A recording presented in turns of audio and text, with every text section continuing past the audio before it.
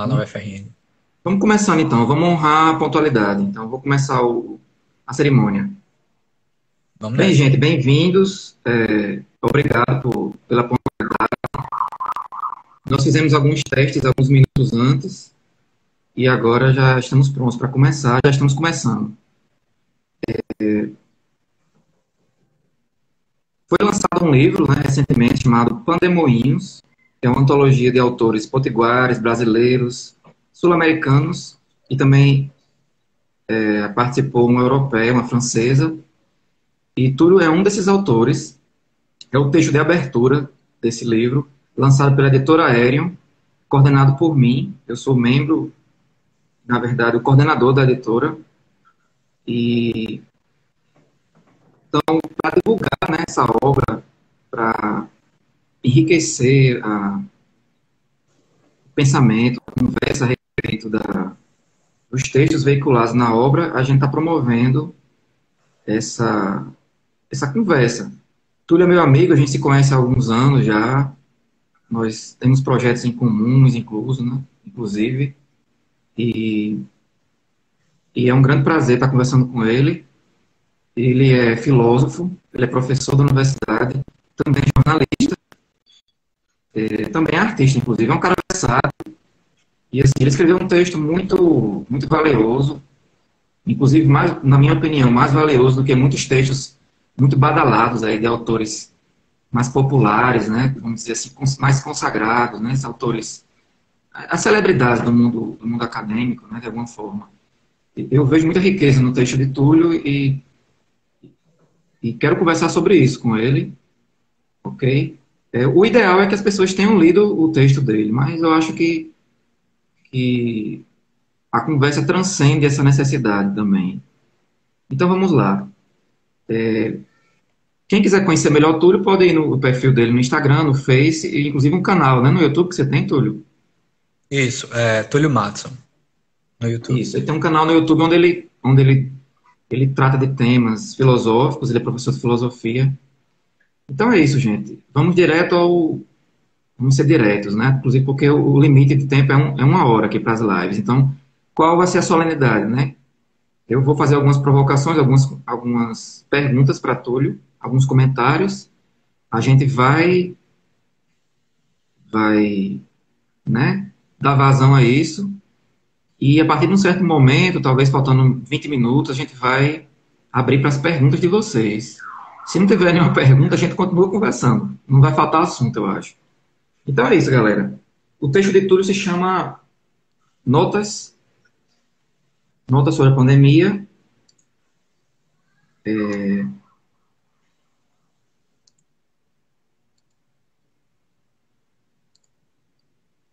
É um artigo, né? É um artigo de algumas páginas. O título, Notas sobre a Pandemia, Perspectivas para o Fim de um Mundo, e não do mundo. Então, já começa aí a sagacidade de Túlio, que é um cara que realmente é um filósofo talentoso, sem dúvida. Eu tenho uma honra de conversar com ele agora. Vamos lá, Túlio. Você quer falar um pouco sobre o seu texto, inicialmente? Bom, inicialmente, queria agradecer o convite. O texto eu escrevi de forma um pouco apressada, né? Mas de modo geral fiquei satisfeito com o resultado e queria agradecer pelo convite. E o texto, na verdade, ele trata de uma miscelânea de assuntos, né? Por isso que eu resolvi dar o título de notas, né? Até pelo caráter mais informal, eu queria fugir um pouco do academicismo, né? Estou escrevendo minha tese, então tentei fazer algo mais despretensioso, né? Então, inicialmente, eu abordo a questão da pandemia não como um desastre natural, mas como um desastre cultural, né? Porque há esse discurso, essa narrativa de que a pandemia é uma espécie de vingança da mãe natureza, ou é a mãe natureza nos chacoalhando, ou coisas do tipo. E, na minha visão, essa perspectiva muito naturalista sobre a pandemia esconde exatamente a falha cultural que propiciou com que essa pandemia tomasse a dimensão que tomou, né? Então, É claro que o patógeno, é claro que o vírus, o coronavírus, ele é natural, né? Mas sendo que vírus sofrem mutações há gerações, né? Então, esse vírus só se converte em uma pandemia por um caráter cultural, né? Não necessariamente por aspectos puramente naturais. Então, no início do texto, eu tento colocar isso. A metáfora que eu utilizo é que como se o desastre tivesse emergido pelas arestas da crosta cultural, né? Então, a crosta cultural, onde ela falha, o magma escorre, né? Então, foi por aí Uhum. o vírus atacou mais forte, e prova disso é que os países onde tiveram uma resposta, digamos assim, muito tarde ou muito negacionista sobre a questão, foram aqueles que tiveram o maior número de mortes, né? Então, isso escancara a questão cultural que dimensiona esse aspecto natural do vírus. E, em seguida, eu tento pensar a questão da biopolítica digital, né? E como esse controle populacional advindo da pandemia, ele pode se converter em mecanismos de controle social, né? E é preciso estar atento a isso, né? Porque passamos aqui por experiências que não tínhamos antes, né? Aqui onde eu estou, por exemplo, em Barra do Cunhaú, né? Fica mais ou menos 1 hora de Natal. No auge da pandemia, tinha toque de recolher às 10 horas, tinha uma barreira entrando aqui, todo mundo era parado. Então, isso é uma forma de controle populacional, né? Ok. E isso no local pequeno aqui, né? Uhum. E isso pode, na mão de governos fascinados, né? E aí, outra divisão que eu faço mais na frente, essa questão, essa diferença entre confiança e fascínio, né? E qual a diferença da confiança e o fascínio? É porque quem confia está aberto à incerteza, né? E o fascinado, ele está cheio de certeza, né? Uhum. E aí a questão do delírio, né? O delírio é o excesso de certezas. E, num contexto que estados nacionais cada vez mais nacionalistas, com governos cada vez mais fascinados, esses mecanismos de controle populacional experimentados durante essa pandemia podem ser utilizados para conter protestos, né, e para perseguir opositores e coisas do tipo. Uhum. Ok. Então, um antídoto em relação a isso, e aí já para a segunda metade do texto, que se chama Contra Estados Hegemônicos, Localidades Soberanas. Então, um antídoto contra esses estados nacionalistas fascinados, né? Seria exatamente a emancipação das localidades. E um exemplo disso é o modo como as localidades se mostraram, na minha visão, mais eficientes no controle da pandemia do que os governos federais, sobretudo os governos federais desses estados. E aí eu boto dois exemplos, Brasil e Estados Unidos são dois ótimos exemplos sobre isso, né?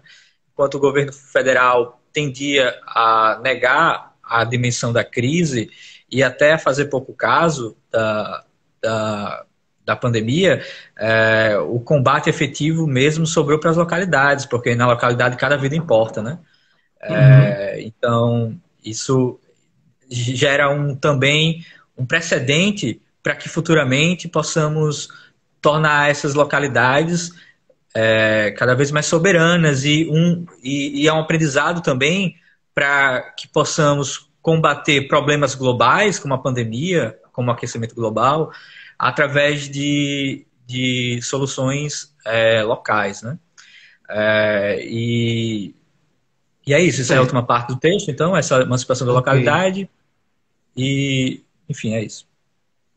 Túlio, é, uma ideia muito interessante no seu texto, com a qual concordo, é essa ideia de que a pandemia não teria ocorrido não fossem por certas variáveis culturais, né? Ou seja, contra essa ideia do fatalismo, de que um fatalismo natural, né? Ou até divino para alguns, né? Sobre o qual a sociedade e os seres humanos não teriam nenhum tipo de influência ou defesa, né? Você deixa isso bem claro. E essa metáfora das falhas, das fissuras, né? fissuras culturais. E aí, como você mesmo acabou de dizer, não é à toa, né, que Estados Unidos e Brasil são os campeões, né? Os campeões da derrota, nesse caso, né? Justamente lugares onde, como você coloca no texto, houve essa convergência entre um certo pensamento religioso e uma certa postura política, ideológica, uma certa visão, um paradigma da economia, podemos dizer. Isso realmente é uma equação que você encontrou, eu acho muito interessante. E realmente o governo atual do Brasil e dos Estados Unidos tem essa característica em comum. Eles reúnem a galera a galera de uma certa perspectiva religiosa, que as pessoas costumam chamar de conservadora, né? Com um certo tipo de liberalismo, né? Um certo tipo, né? Embora isso também esteja aí, parece que em ebulição também, não parece algo tão claro, né?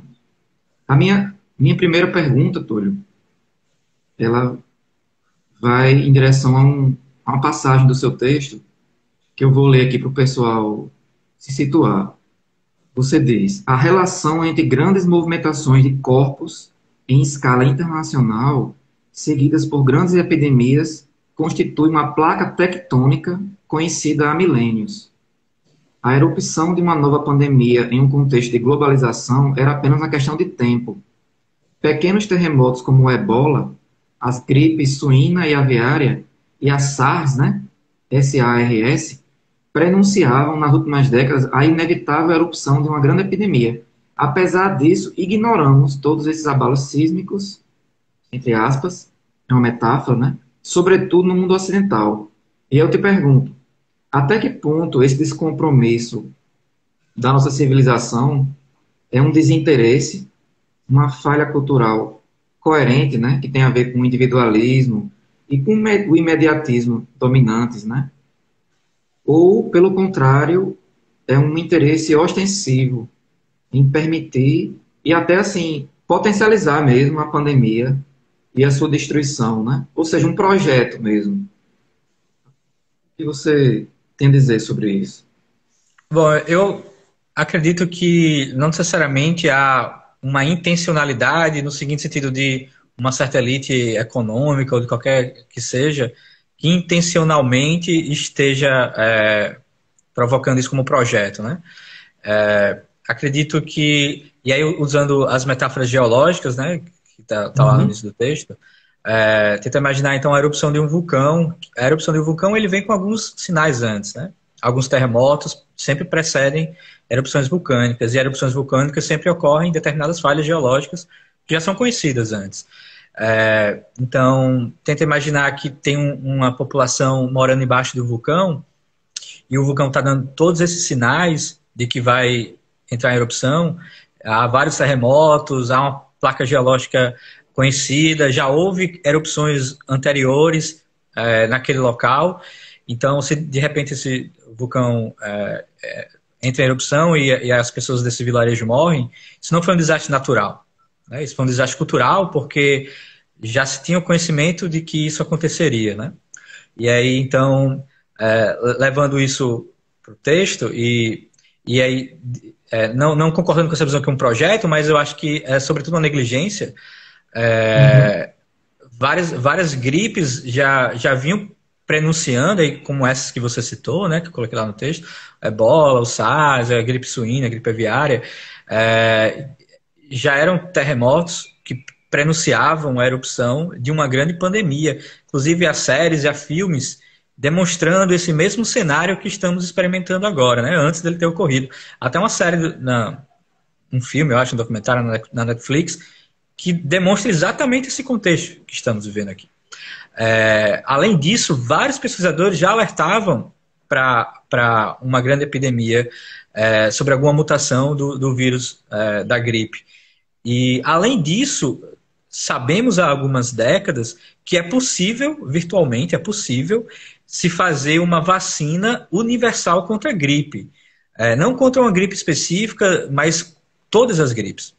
Virtualmente isso é possível, há essa possibilidade, mas não houve tanto investimento para se perseguir essa vacina universal da gripe, quanto em outras digamos assim, outras Outros enfermidades. investimentos.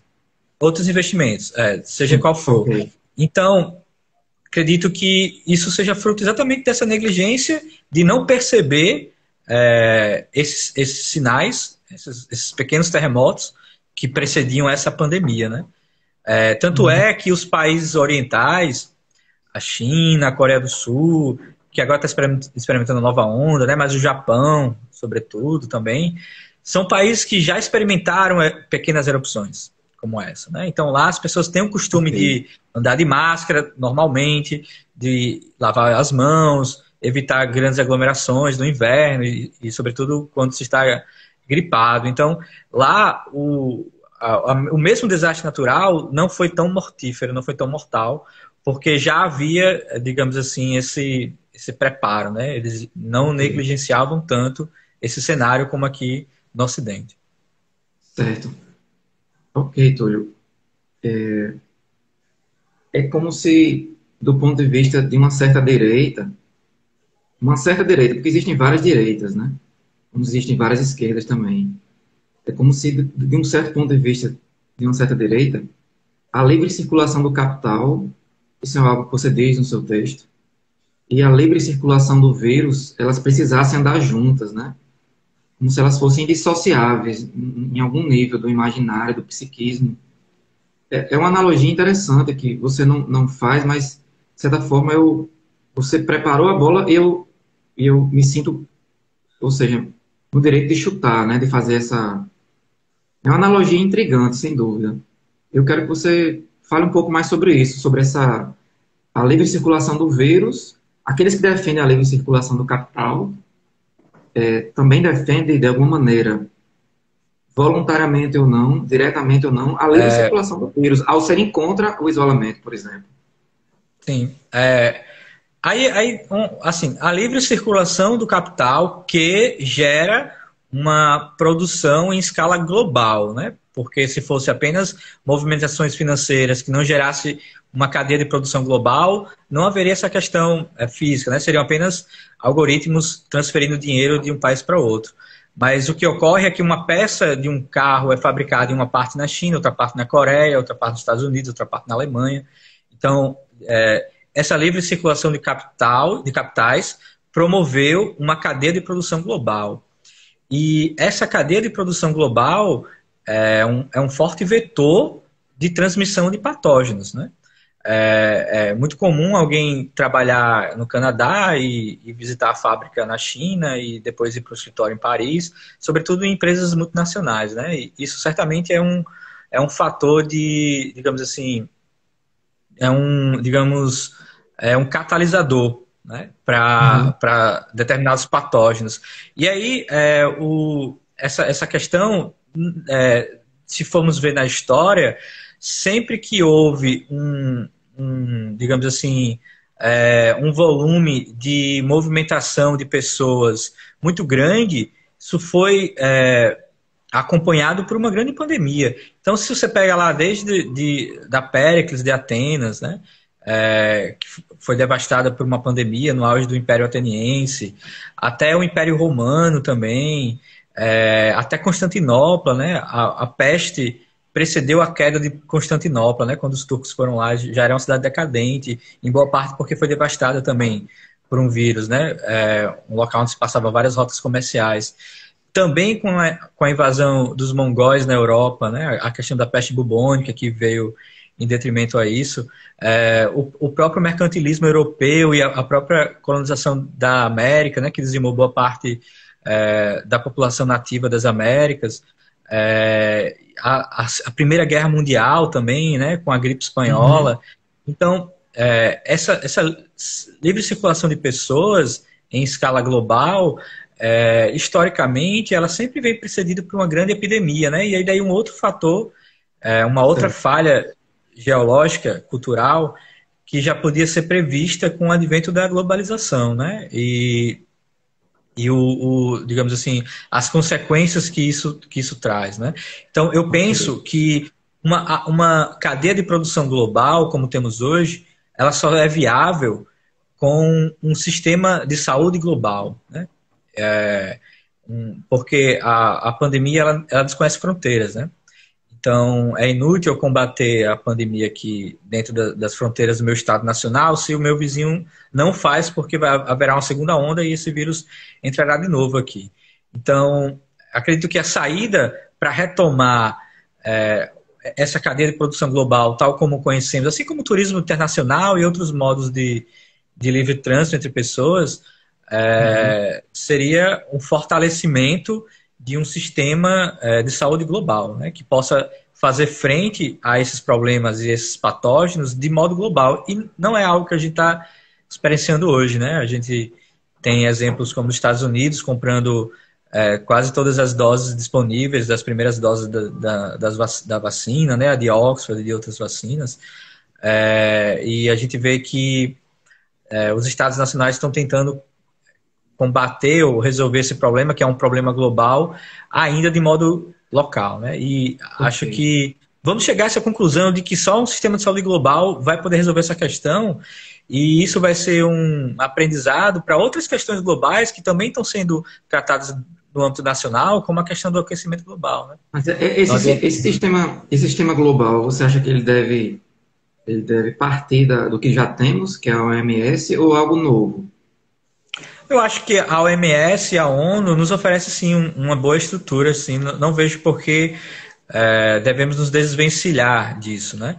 Eu não compactuo com algumas opiniões de que a OMS ela está dominada pela China, né? O que fez os Estados Unidos. Que a OMS é comunista, né? Imagina. E com escritório em Nova York e tudo, né? Mas isso fez os Estados Unidos saírem da OMS, né? Esse tipo de narrativa. E aí vem a questão do fascínio, né? De como narrativas como essa estão sendo disseminadas. Aí tem outra coisa que eu não falei da questão anterior, que você citou, que é essa questão do conservadorismo cristão e do liberalismo, né?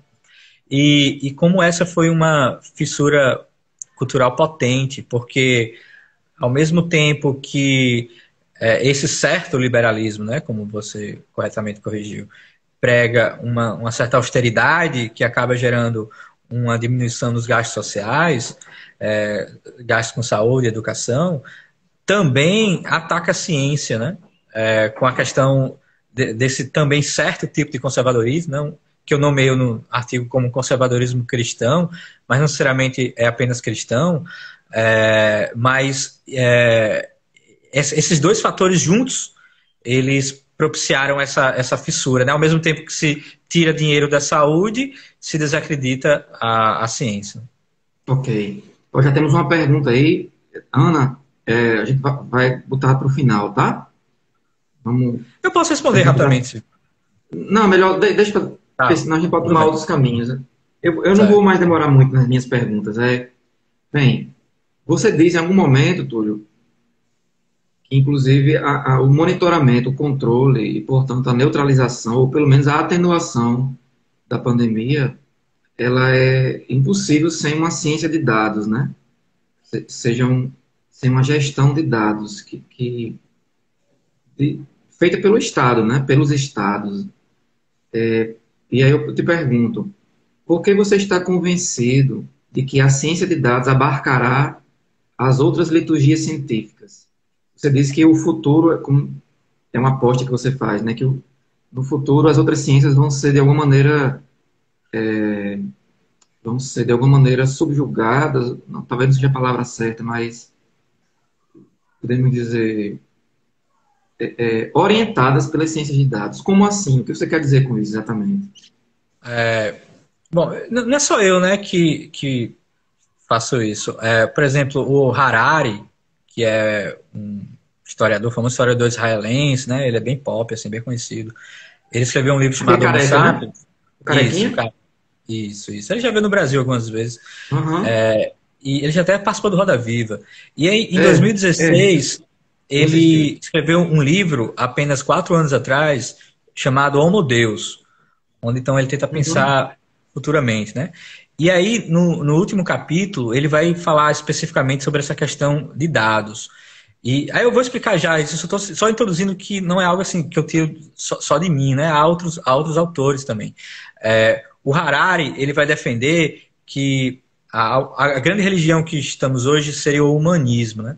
Teve o cristianismo e agora estamos vivendo o humanismo, e a religião do futuro será o que ele chama de dataísmo. E esse dataísmo será uma religião baseada no uso de dados. Então, seria como se delegássemos todos os nossos problemas à ciência de dados, porque ela, estatisticamente, irá nos dizer, ou irá nos conhecer melhor do que nós mesmos. E irá nos dizer o que comer, com quem se relacionar, para onde viajar, para onde ir, apenas através da análise de dados. Então, isso o Harari vai defender, então, nessa obra. Mas o que eu acho em relação a isso, especificamente a ciência de dados, e na sua pergunta, né? Porque ela vai substituir boa parte das liturgias das demais ciências. Não é substituir, condicionar, orientar. É que é o seguinte, vai ficar cada vez mais difícil fazer ciência relevante, ciência de ponta, sem uso de dados. Então não é que o biólogo... Mas, ele por vai... exemplo, as ciências humanas, como eu tentei imaginar, né? E até onde eu pude, as ciências humanas, história, sociologia... Olha, como seria isso? Vamos pegar esses dois aspectos. Essas duas ciências humanas que você citou, né? Sociologia. Uhum. Tem alguns sociólogos já hoje que eles já estão fazendo análise de dados para poder corroborar ou não teorias. Por exemplo, eu esqueci o nome agora desse sociólogo, mas ele através de uma pesquisa em sites de pornografia, Xvideos, e como as pessoas pesquisam lá, ele está respaldando muitas teses freudianas, a questão do Édipo, entendeu? Isso tudo dá para saber apenas como as pessoas pesquisam, né, as palavras-chave que elas usam. E outras coisas também. É possível prever revoluções, é possível prever revoltas, também a partir da análise das pesquisas e dos dados. Né? Isso é um dos aspectos da sociologia.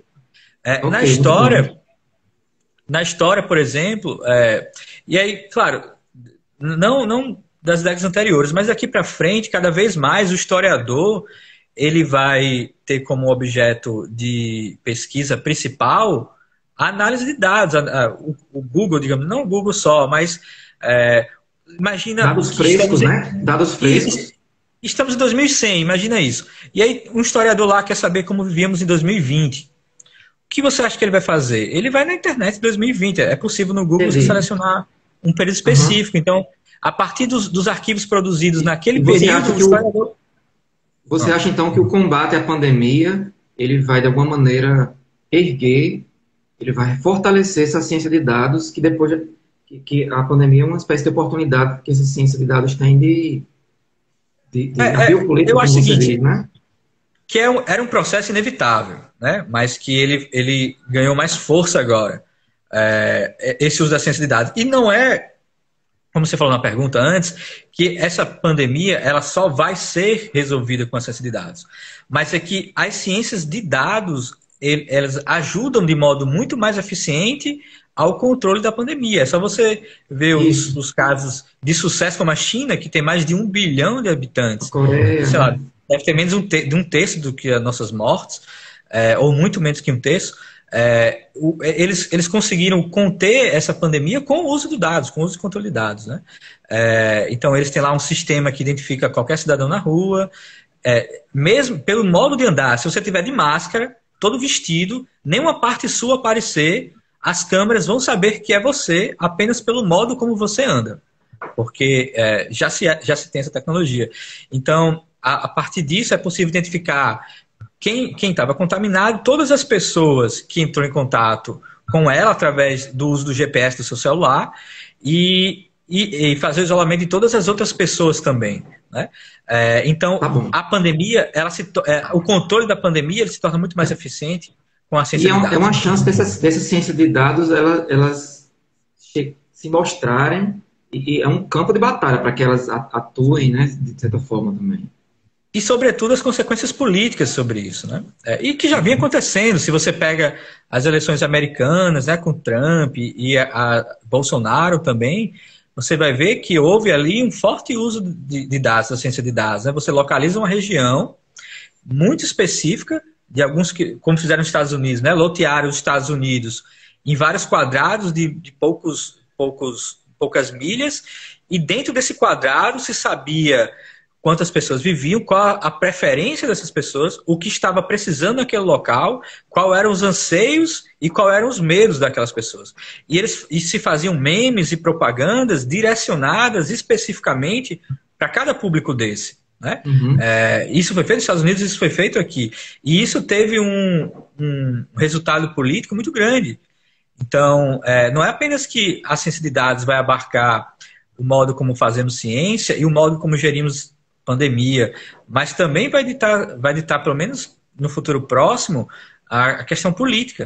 Né? O uso de dados para poder manipular o imaginário, ou poder destruir biografias ou eleger pessoas, é muito forte. Já está né? acontecendo. Já está acontecendo isso. E Então, o problema... Cara, você faz essa... Você lança essa questão. É preciso... Nós dependemos, né? Para poder combater essa pandemia e as pandemias que virão ainda, né? Você diz isso, ou ao menos sugere. Nós dependemos dessa ciência de dados, por assim dizer, e claro, isso é feito pelo Estado, né? Que tem a potência para fazer isso, quase sempre. Embora, como a Ana Ladalina mesmo disse aqui, né? E tem empresas privadas, sobretudo no chamado primeiro mundo, que são mais eficientes até do que governos, né? Mas, bem, você trata mais a questão do Estado. E aí eu te digo, você diz, na verdade, né? Antes de eu te dizer, eu vou dizer o que você diz. Você diz que é necessário que a sociedade e a mídia também vigie esse uso de dados, esse controle de dados feito pelos governos. E aí eu te pergunto, né? Como vigiar o controle de dados feito pelo governo, de maneira pragmática, né? Porque as revelações, por exemplo, de Wikileaks, ou de um Snowden, por exemplo, e inclusive os terríveis castigos, né? Que não estão sendo noticiados, né? Que esses grupos ou indivíduos sofreram e continuam sofrendo, indicam que a engenhosidade do monitoramento e da vingança também do que alguns chamam de deep state, né? Ela é extremamente difícil de ser neutralizada, entende? Ou seja, por exemplo, temos alguns veículos, né? Alguns adversários desse tipo de tirania, por assim dizer, mas eles ainda não conseguem, né? Tanto é que Snowden é um fugitivo, né? E a Assange está preso. E dizem, né, que sofreu tortura e que já não é o mesmo, né? Já está bem distante de ser aquele que se rebelou, né? Então, assim, como vigiar, cara? Como vigiar isso, né? Não parece uma aposta fadada ao fracasso? Uma boa saída para isso é não fazer como esses dois exemplos que você falou, né? Não ser uma espécie de lobo solitário, né? Ou de um paladino que vai se colocar individualmente contra tudo isso, porque provavelmente se quem for fazer isso vai ter o mesmo destino que eles tiveram, né? Então, como fazer frente a isso? Como viabilizar essa vigilância? Acredito que através do aperfeiçoamento de grupos, de inteligências coletivas, né, que tentam fazer isso, e acreditar de modo anônimo, nem necessariamente como anônimos, né, porque acho que foi uma ideia que já foi muito desviada inicialmente. Mas grupos assim, desse modo, né, que agem anonimamente e façam frente a essa vigilância, porque a vigilância é uma via de mão dupla. Então, ao mesmo tempo que devemos, de algum modo, abrir mão da nossa privacidade para o controle da pandemia ou para outras questões sociais, isso também tem uma via de mão dupla. Isso também abre a necessidade de vigiarmos o governo que nos vigia, né? Então, acho que... Vigiar os vigias. Vigiar os vigias, exatamente. E o modo mais eficiente de fazer isso é fazer junto, né? São movimentos mesmo. E acho que é uma coisa que está muito pouco em voga hoje, foi muito forte antes de 2011, diria até 2013, a questão dos movimentos. Até em Natal mesmo aqui, né? A questão do Fora Me Carla, ou a questão da revolta do busão. Se projetos como esse fossem feitos de modo individual, certamente as pessoas que tivessem levantado essa bandeira teriam sofrido bem mais, né, do que as poucas pessoas que foram perseguidas dentro desses movimentos. Então, acredito que a forma mais eficiente e segura de viabilizar essa vigilância é através de movimentos, né? A espécie de sociedade civil organizada. Agora, como eu não sei, né? Mas acredito que seria por aí. Certo. Ok. Então, eu vou fazer a última provocação agora, depois a gente entra nas perguntas. Até agora teve uma pergunta de Ana, e é bom a gente atender essa pergunta, depois a gente pode voltar, se tiver tempo ainda, tá, Túlio? Tá bom, Vamos tranquilo. lá. Você aposta nessa gestão localista da pandemia. Na verdade, você constata, né? E eu concordo com você. Realmente, no fim das contas, o combate é local, né? Porque por uma questão até uma questão da vida como ela é, né? A gente está aqui materialmente, corpo presente. Eu estou numa cidade. Antes de estar no Brasil, estou em Natal, né? No meu bairro, na minha rua. Então, o combate à pandemia é o quê? Minha convivência com os vizinhos, a prefeitura o prefeito que está ocupando o estado, né? No momento. Então, você percebe isso e faz essa aposta também, né? Você diz no texto que essa gestão localista das prefeituras, da sociedade, das comunidades até, né, eu diria também, ela é mais eficaz e promissora do que esse centralismo nacional, né, fundamentado em governos federais. E aí vem baseado até nas últimas notícias, né, na pesquisa da Datafolha, se não me engano, a respeito da elevação da popularidade, da simpatia pelo atual presidente brasileiro.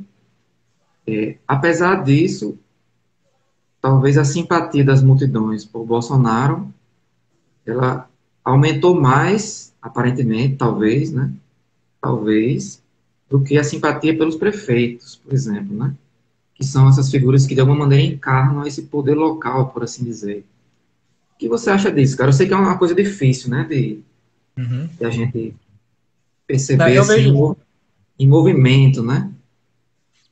eu vejo da seguinte forma, e aí uma parte das pessoas que comentam o aumento da aprovação de Bolsonaro acreditam a isso a questão do auxílio emergencial, né?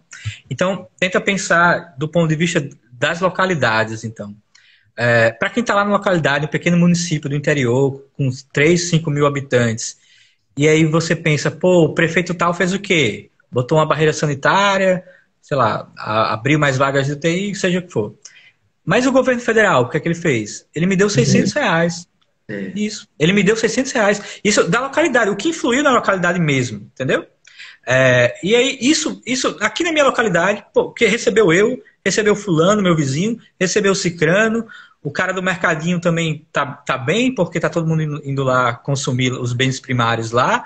Então, do ponto de vista da localidade, foi uma ação efetiva, né? Claro que ele não teve mérito, foi o Congresso que aprovou, ele queria menos, queria 200, não queria aumentar, mas que seja. Mas do ponto de vista pragmático específico, para as localidades, isso fez um efeito. Esse auxílio emergencial fez um efeito, e quem deu isso no imaginário das pessoas... Você acha que esse é o principal fator? Foi o governo federal. Eu não acho que seja um dos principais fatores, não. Não acho. Eu acho que isso influiu. Eu acho Qual que seria o principal fator, então? Não, eu acho que esse foi um fator importante. Não sei se teria um mais importante do que esse, mas isso sozinho não explica. Uma outra questão que talvez explique seria a tendência, outra fissura cultural que temos, a um certo sebastianismo cultural, né? Essa noção de que tem alguém lá que vai nos salvar e tal. Isso é muito comum, assim, culturalmente, né? Para algumas pessoas, né, pode ser risível, para mim é risível, mas para algumas pessoas o Bolsonaro encarna esse papel, né? se enquadra nesse sebastianismo, né? O Messias, seja lá o que for. Salvar a galera da miséria, no caso, né? Isso. Esse é outro fator, ele se colocar nessa luta contra um sistema, né? Sistema da qual claramente ele faz parte, mas pelo menos ele consegue vender isso, essa narrativa, né? Ele é alguém que está colocando contra o sistema. Uma coisa interessante que você disse, cara, queira ou não, também a própria questão da curva, que ela está alta, 1.000 mortes por dia não pode ser algo tolerável, mas ainda assim há uma certa percepção no imaginário de algumas pessoas de que de algum modo ele estava certo nesse sentido de que talvez a imunização de rebanho tenha sido a melhor forma, que países, mesmo com alto custo de vida, isso foi a melhor solução, porque, enfim, isso também conta. Então, diria que esses são outros fatores que também permeiam essa aprovação. Mas acredito que o mais importante seria a questão do auxílio mesmo. O posicionamento, cara, a favor do isolamento, ou o contrário, ele é muito delicado.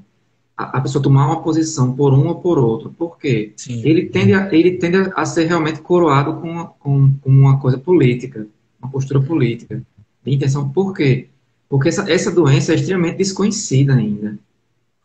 E há algumas contradições, né? Por exemplo, como você mesmo diz, a ciência em construção, e dizem uma coisa, depois dizem outra. E para aquele cara que não é adepto, não incorporou o método científico, num país de analfabetos, num país de baixíssimo capital intelectual, como o nosso, o cara olha assim e diz, porra, o cientista foi, a OMS foi e disse uma coisa, depois disse outra. Aí ele pensa, cara, eu vou ficar com quem me dá a certeza. Aí tem lá Bolsonaro com a cloroquina na mão, né? É a questão da certeza, né? Assim, é uma luta que a gente... É uma luta... Em tempos de incerteza, aquele que vende certeza se dá bem, né? Exatamente, existe um trabalho semiótico e com certeza ele é muito bem assessorado. As pessoas acham que o que ele faz é estupidez, e muitas vezes mas vamos dizer assim... Há um método na estupidez dele, né? Existe um método, sem dúvida. Mas assim, cara, uma coisa que eu queria dizer a respeito disso que você falou, realmente os prefeitos e até os governadores, podemos dizer, eles ficam com a parte ingrata, que é a parte da repressão, né? E aí no imaginário da pessoa, a pessoa pensa, o prefeito me impediu de abrir meu comércio. O prefeito me impediu, o governador proibiu de curtir na praia, ou de ir no shopping. Até a infantilidade das pessoas é tamanha, né? E o egoísmo, de alguma maneira, o egocentrismo, o hedonismo também, essa vida de querer, muito fundada no prazer, no consumo, como você diz também, né? A conta do lado da repressão fica para o lado das autoridades locais, por assim dizer. Enquanto que o cara que disse, gente, não é bem assim, fica nesse abstrato, essa coisa abstrata que é o poder do governo federal, que é uma coisa abstrata, né? É muito abstrato, porque as pessoas não têm uma real apreensão do que é a influência do governo federal numa cidade, entende? E você percebe isso quando os governos locais que tiveram a mesma atitude de Bolsonaro, a popularidade deles não subiram, caíram. Então, o mesmo método... Por exemplo, Zema de Minas Gerais? O Zema, isso. E alguns prefeitos também que renegaram inicialmente a pandemia, e quando o caldo engrossou, foi a popularidade dele que caiu, né? Uhum. E ele estava falando o mesmo que Bolsonaro estava fazendo. E enquanto Bolsonaro subiu, a desses governantes locais caiu, né? É verdade, cara. Pois é, então vamos lá. Não está muito longe de acabar. Apareceram duas perguntas aí e tem a Diana. Podemos entrar nelas. Vamos começar pela Diana, Túlio. Tá, eu vou colocar a Ana aqui para ela mesmo perguntar. Porque eu já nem... Deixa eu ver se não, eu consegui subir aqui, mas ela pode falar. Ela é melhor. Porque pode ser que ela demore para responder, para aceitar aqui. Tá. Ela perguntou a pergunta dela foi... Qual foi a pergunta dela? Mas como o sistema de saúde global, concretamente... mas como um saúde de sistema global? Uma pergunta. Concretamente, como vê essa possibilidade acontecendo? Ok, ela não quer não, Peter. Tá bom. Ok, Ana. Tá, então vamos lá. Como o sistema de saúde global, isso é uma questão seguinte. há muito ensinamento sobre isso com a própria questão da varíola. Se você vai tentar estudar como Londres conseguiu vencer a varíola e como desde diante se teve a impressão de que a questão, o capital de saúde, digamos assim, não funciona como capital financeiro, ele depende de uma gestão pública. Isso ficou muito claro no modo como a varíola foi erradicada, porque havia várias tentativas de erradicar a varíola, mas ela só foi eficiente quando houve um esforço global mesmo para erradicar o patógeno. Então, por que o capital de saúde é diferente do capital financeiro? Porque eu posso poupar meu dinheiro, você pode gastar o seu, você pode ser totalmente irresponsável com o seu capital financeiro, isso não vai afetar o meu. Né? Inclusive, eu posso até ter a vantagem do modo como você gere o seu capital financeiro. Com o capital de saúde é diferente, porque por mais que eu cuide da minha saúde e tome todas as medidas e faça tudo como os cientistas pregam, se o meu vizinho, que frequenta o mesmo elevador que eu, não necessariamente toma as mesmas medidas, o meu capital de saúde vai estar afetado. Então, a gestão de saúde, ela depende de uma gestão pública. Então, o que geralmente ocorre é que essa gestão pública de saúde ocorre dentro dos municípios, estados e nações, né? Sendo que nesse contexto de globalização, de uma cadeia de produção global, de livre circulação de pessoas, é necessário um sistema de saúde global. E aí, como isso seria? Acredito que se poderia pegar as bases da OMS, né? Então, seria uma instituição internacional. E aí, claro, estou fazendo futurismo aqui e tudo, né? Mas futurologia? Futurologia. E até foi bom escrever esse texto para esse livro, porque me permitiu fazer isso, né? Nos textos acadêmicos eu fico muito, muito fechado ali. E aí eu pude, né, voar mais assim, nesse texto. E aí seria então uma organização que iria dar as recomendações de saúde, iria monitorar os patógenos, né? Iriam verificar quais regiões digamos assim, estarem sofrendo com tais e tais enfermidades e atuar em cima disso junto com os estados nacionais. Então, não é que vamos delegar o sistema de saúde a um organismo nacional. Mas a pergunta de Ana é como isso seria, como seria isso seria obtido, como isso seria realizado nas atuais condições? Eu acho que a pergunta dela, se eu entendi corretamente, foi mais nessa linha. Eu penso que uma das formas de fazer isso é exatamente aproveitando a estrutura que já está dada pela OMS. Né? A OMS já é um organismo que gere e monitora a saúde global. Né? Então, você confia, então, na OMS? Você não está fascinado. Isso, exato. Fazendo essa diferença. Eu não tenho fascínio pela OMS, mas eu confio nesse sentido de que acredito que é uma organização internacional que está preocupada, posso estar sendo ingênuo ou não, com a questão da saúde em âmbito global. Né? É difícil, né? É difícil a gente avaliar isso de maneira adequada, porque é preciso ser um especialista, um virólogo, um epidemiologista, um cientista para poder estar à altura do debate atual, né, cara? Então, é difícil, por isso que a gente tem que confiar, às vezes, em especialistas. E aí é um jogo de apostas. Vamos passar para a pergunta de Luiz. De Luiz, e depois para a de Sabrina. A Sabrina foi um comentário. Comentários também valem como provocações. E vamos lá. Tá, Luiz perguntou. Qual a diferença entre cultura e política? É uma boa pergunta, né? Até porque... É uma pergunta conceitual. Eu não pensei na resposta, então eu vou improvisar aqui uma resposta. Eu penso o seguinte, qual a diferença entre cultura e política? Acredito que a esfera cultural ela é mais ampla, no seguinte sentido.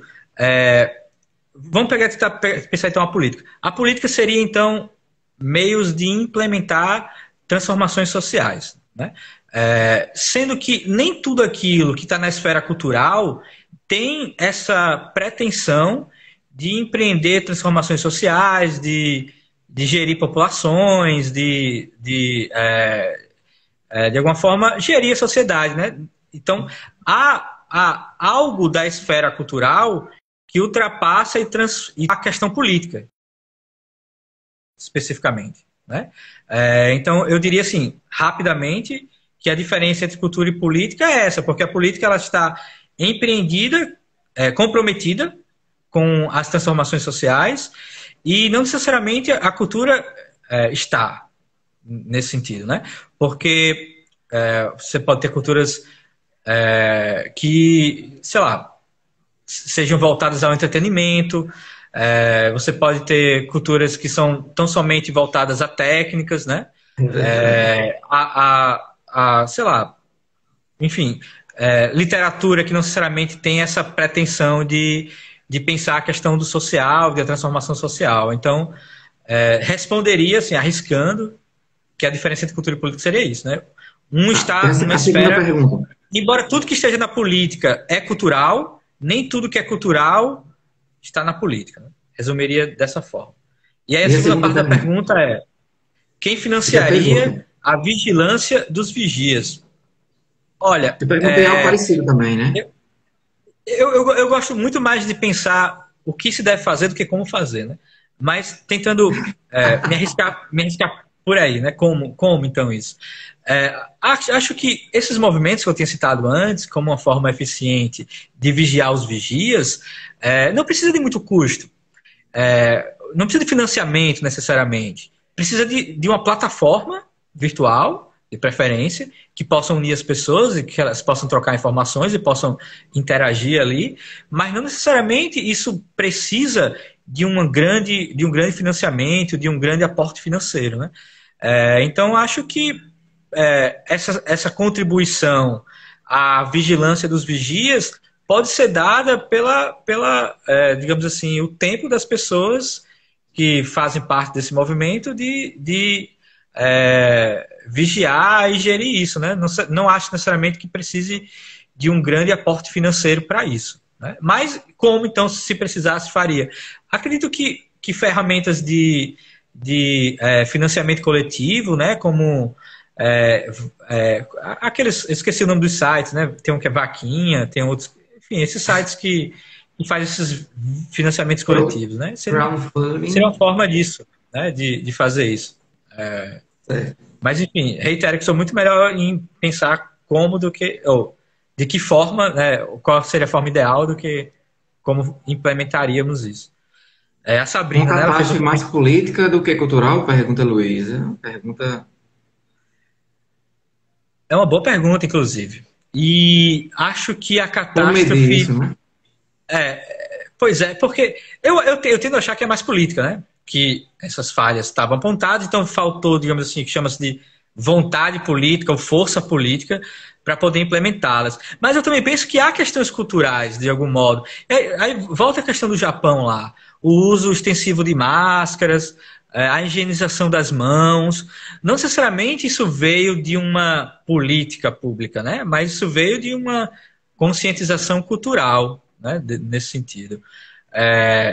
Mas, apesar disso, de achar que elementos culturais influíram para a catástrofe, poderia reler o início do texto, que é nomeado Desastre Cultural, talvez para desastre político ou desastre político-cultural. A cultura é maior do que a política, de certa forma. É um universo que engloba a política, eu tendo a pensar. Claro, é uma visão do que é cultura, né, também. Existe... Sim, e a cultura política também. Vai acabar, só tem alguns segundos.